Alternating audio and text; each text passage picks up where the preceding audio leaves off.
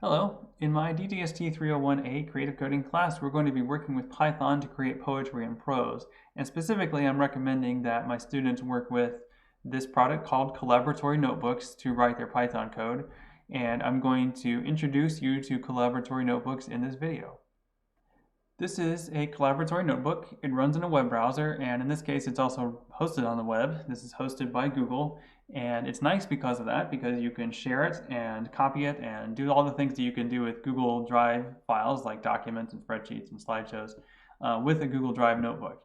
It is a file, but it contains Python code and can contain other things as well. To get started with a Colab notebook, you can go to, actually I'll go ahead and do this now. You can go to colab.research.google.com and make a notebook. And this is usually the quickest way to get started. If you look down here at the right, like I've already got several, and so it's prompting me to open some of my recent ones.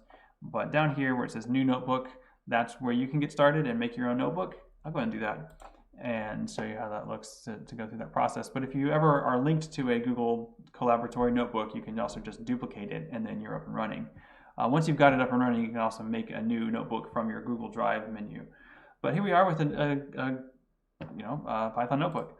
So the idea of a Python notebook actually predates Colab, and Colab, by the way, is a play on collaborative and laboratory. It's meant for learning and research. So I'll just call this a Colab demo. But the idea of writing Python this way actually predates this. IPython notebooks were popular for a while, and then they became Jupyter notebooks for some reason, and now we have Colab notebooks. Those other ones still exist, but the nice thing about Colab is that it's web hosted. So we can write our code here. Let me show you a couple of things about the interface. You can write your Python here, and this is not meant to be an introduction to Python, so this is just an example printing hello world, and there we go. It's going to connect to a runtime, and it's run that through, and it's done. You can see the runtime here. The runtime is the computer that lives in a Google server farm somewhere, and it's running this particular interface for me. So whenever I say print hello world, I'm telling that computer to use Python to process this directive here, and then it does that and then prints the result back in the cell here. You can actually change that runtime type if you'd like, but you really won't need to for my class. If you're doing anything with machine learning, you would probably want to check out the options with the GPU and TPU. Those are somewhat limited, like you can only have them for a certain number of processing minutes per day, but we won't need to do that for now. In terms of this interface, I want to show you a few things. Over here on the right, you can switch different, can we? I guess I don't know if we can switch the interaction mode, but you can leave comments on cells, so that's kind of like a Google Doc. I can comment on this first cell. And if you're my student and if you share a notebook with me that you have questions about, I might leave you answers in this form. And then they work kind of like a Google Docs comment thread where you can reply to it or resolve it and then kind of build a more complex project that way. But like I said, you can share these documents just like you would share a text document. Just click on this link, and then if you want to share it with me, there's my email address. You can share it with me. You're welcome to. That's the nice thing about these. A few other things here. In the top left where it says plus code and plus text, these are the options that you'll be using frequently if you're making different cells. So that's what each of these units here are called. These are cells, and this is a code cell. This is another code cell. And you can run a code cell. You write code in it. Let's say I'll just do some very basic math again. Calc equals 9 plus 67, and you can run that cell. What's going to happen here, by the way? If you run just a basic expression, then you want to see the result. You could say print calc like that. You can also, just to save time, just type the last variable. Type the variable there, and it'll just automatically print whatever the last thing that was true is, if that makes sense. I find it easier to be more explicit, so I usually will just say print this, and then I know exactly what I'm going to get there. But these are code cells. You can write these. You can make them as long as you want to write lots of code if you want to do that. But in a notebook environment, it's often helpful to do more than just code. It's useful to add some text as well. So if you see, you can kind of hover near the middle. I find this interface kind of wonky, to be honest. But if you click on plus text, it'll put a text cell right there. You can also just do plus text, and it'll add a text cell wherever you have highlighted at the moment. But the text cell is, as it says, a place where you can write text. You cannot write Python code here and run it. Like, you can write code if you want to, but mostly this is just writing text. And you can see the preview of what it's going to be formatted as on the right. You have some very minimal formatting options here. These aren't meant to be rich web pages. These are meant to be documents explaining something. So usually you just want some basic headers and basic styling, basic links. You can insert images if you want to, but you don't want to get too fancy with this. This is a place where you can write what's called Markdown Syntax, and that's it. So if you want to make something a heading, you put a hash in front of it, and then it gets larger. So that's a top level heading. If you want to do a second level heading, you can say 2 hashes, and then go from there. I wouldn't worry too much about this, but this is where you can write prose if you want to explain something. And I will do that whenever I share documents with you all in my class. When you're done editing, you can hit Shift Enter, and now we've got this. One of the nice things that actually happens when you have really complex documents is you can use headers like this to hide and organize the content. You can also see that as a table of contents over here on the left, and you click on this icon, and you can see the structure of the document and then jump to just a particular part of it if that's what you need. While I'm over here on the left, you can also find some useful code snippets sometimes. I actually don't use these very often, but it is certainly possible. Oh, you can do camera capture. Oh, that's neat. Okay, so here's a bunch of code that I guess takes a picture with the webcam. That's cool. I'm going to try that out later. But the thing that we'll be doing more often is uploading files.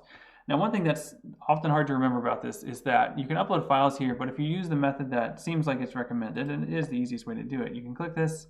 You can, let me find something that's okay to share. Okay, well, here's just a GIF file. You can upload it here, and you can see the reminder. It's saying, hey, remember, this is going to get deleted. So I put this file here called eliza.gif, and it is now available for me to use and refer to in my code and do things with. But it's only here for the current session. And the current session will end, well, it's kind of unpredictable when it ends. But while you're working, it's going to keep going. But if you close the browser tab, or if you go away for a few hours, it may disconnect the runtime. And once it disconnects the runtime, that's the end of your session, and all the files will get recycled. Sometimes you can reconnect to a session. That shows up here. You can connect to it if it's something that if you want to try to get it back. But this is just something to keep in mind. As you work on files for projects in my class, at least, it is you kind of have to decide. I'll show you two to three different methods, but one way is just to simply upload that file again every time you start working. Another method is to connect this to your other Google Drive folders so that you can load files directly from there. That's really useful if you have a whole bunch of files you want to process and you don't want to have to upload those files every time. But if you're just working with 1 or 2 files, it's not too bad just to upload it every time. And I believe that's all I had to say about, oh yeah, I will show you a couple more things people like to do with Colab Notebooks. I mean, you can do whatever you want, but you can do different things to make the editor look differently. Some people like to do this. You can make it has a dark theme, that's kind of a new thing. If you like the darker theme, I kind of do like that actually, so I might keep mine on that. You can also, you notice I'm clicking this gear icon here. Under Miscellaneous, these are silly, and these will actually slow down your processing a little bit, so you can choose to use this or not. It has Corgi mode and Kitty mode, so let's see what those look like. If you click those on, we just have to wait a second or two, and some animals will show up. So there's a Corgi. They often are, like this one has the heart with the rainbow symbol in it for Pride Month, I assume. And then there's also like at Christmas time, they'll have like Santa hats on. It's silly. It does nothing important, but sometimes silly things are nice. So that's a good enough reason. Usually they come from both sides. So this, I don't know, maybe it's just the luck of the draw what you get here. Yeah, there they go. There's someone else. It's silly, but some people like it, and that's fine. You can also do power mode, which adds no useful functions to it. In fact, I'm not even sure. This might actually slow down my recording if I do this. But what this does is, as you type, it will. Oh, it didn't even work. Maybe this browser can't handle it. But if let me try to increase the power and see if I can actually make it work. We'll go to mini power. There it goes. it like explodes as you type, which I think is kind of funny, not necessarily useful, but kind of cool.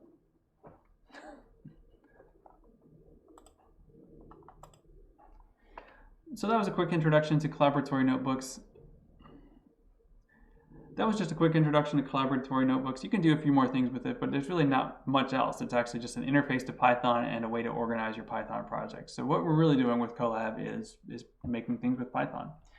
If you're in my class, that's what we'll be doing next. I'll be sharing some notebooks with you to help you get started with these projects. If you're not in my class, then thanks for watching anyway. And yeah, have a nice day.